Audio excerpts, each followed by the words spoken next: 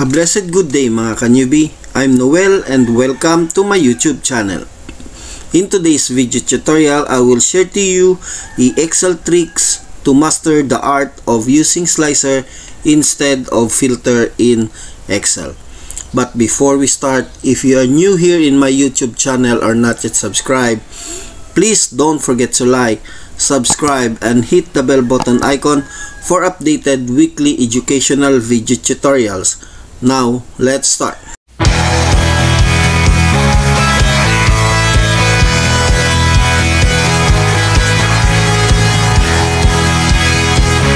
Okay, first open muna tayo ng ating mga Microsoft Excel, and in this presentation, kung mapapansin nyo, naka-ready na ang ating data para mapabilis na po ang ating tutorial.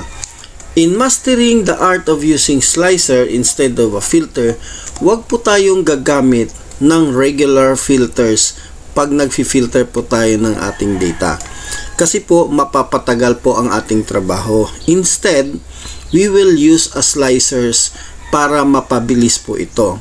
So, kung paano po gawin ito, napakadali lang po. So, first, for example, ito yung data natin.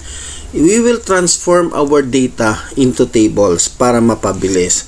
So, kung paano yon, highlight nyo lang ang entire data nyo. Then, after that, press the Control T, CTRL-T, to transform or to create a data or transform your data into tables. Then, after po nyan, lalabas po ito and click OK nyo lang po. Then, after po nyo na maklik ang OK, automatically, your data will transform into table. So, mayroon na tayong table design. So, you can select your tables into different design na gusto nyo. So, for example, ito ang gusto nyo. So, andyan na po siya. So, now, papalitan lang natin tong font color kasi naka-white siya. Punta tayo sa home, then palitan ko lang ng black para mabasa nyo. Okay, the next step after we transform our data into tables, ang sunod po natin gawin is a slicer na po natin siya. Gamitan na po natin siya ng slicers. Kung paano po yon, i-highlight po natin ulit yung data. Then after that, click insert. And after that, click the slicer. And after you slicer, na-click natin slicer, lalabas itong insert slicer options. And mamimili tayo kung ano yung gagamitin nating slicers. And in this presentation, ang gagamitin ko, mayroon tayong ditong first name, middle name, last name, age, and section. So, pwedeng gamitin natin ng age, pwede rin ng section. But in this case, section ang pipiliin ko. Okay, kasi ilang section ang mayroon tayo. May 12A, 12B, 12A, 12B, 12C, 12D, CD hanggang C. A, B, C, D. So, section, then click OK. Then, after po na-click nyo na OK, lalabas po ito. Then, after po nyan, kaya ito ang lumabas kasi mayroon kayong sections na apat lang ang available. So, kung maraming sections ang nakalagay dito, nakalagay din po dyan kung ilang sections ang mayroon. Okay, then after po nyan, so i-select natin yung columns, i-adjust natin, divide natin siya. So, dahil apat siya, so gagawin natin apat. Then after that, i-adjust ko lang, no? So, ganyan siya. And after nyan, lalagay ko lang dito. So, ano ang magiging gamit ng slicer? Pansinin niyo po. Tapos na po tayo sa slicer. Ang gagawin nyo lang, kiklik nyo, halimbawa, sa 12HEA, sino ang naka-enroll sa 12HEA, ilalabas nyo niya. Pag kinlik nyo ang 12HEB, kung sino rin ang naka-enroll sa B, yun din ang ilalabas niya. And sa C, yun din ang ilalabas niya. And D, yan din lang ang ilalabas niya. Kung mapapansin nyo, mas mapapabilis ang ating trabaho sa paghahanap in sectioning, no, using the slicer. Hindi na po tayo nag-filter dahil medyo mapapatagal po tayo. So, ito po ang paggamit ng tamang paggamit ng slicer para mas mapapabilis.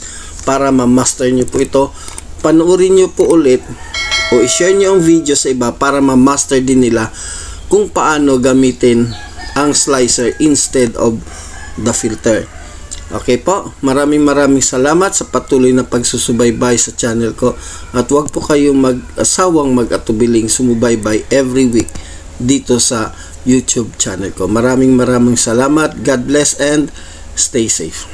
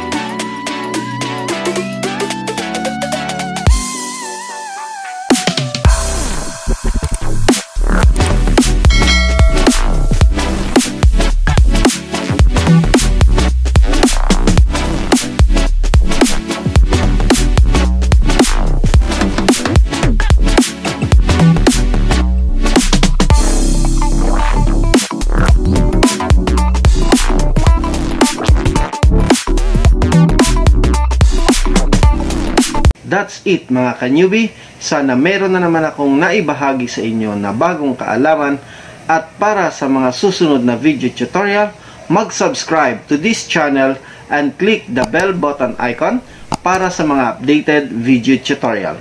If you have any comment, suggestion, don't hesitate to comment below. See you mga ka-newbie. Hanggang sa muli. God bless and stay safe.